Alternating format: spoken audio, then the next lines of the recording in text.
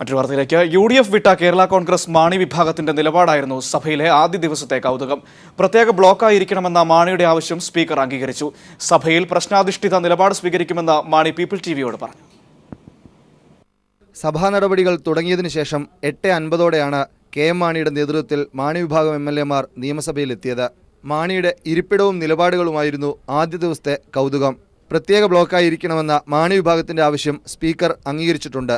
സീറ്റുകളുടെ പുനഃക്രമീകരണം പൂർത്തിയായിട്ടില്ലാത്തതിനാൽ താൽക്കാലികമായി പുതിയ ഇരിപ്പിടം.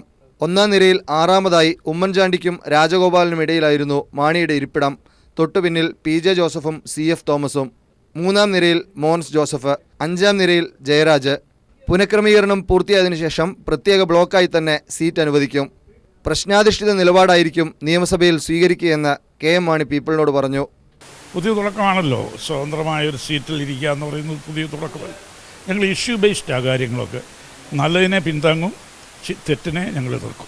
സ്വാശ്രയ പ്രശ്നത്തിൽ പ്രതിപക്ഷം പ്രതിഷേധിച്ച് നടുത്തളത്തിൽ കുത്തിയിരുന്നപ്പോൾ KM മാണി ഒപ്പമിരിക്കാതെ വാക്കൌട്ട് നടത്തി. ചരൽക്കുന്ന് ക്യാമ്പിലെ തീരുമാനമനുസരിച്ചാണ് മാണി UDF വിട്ടത്. ഇതോടെ പ്രതിപക്ഷത്തിന്റെ അംഗബലം 47-ൽ നിന്ന് 41 കുറഞ്ഞു. News bureau, Thiruvananthapuram.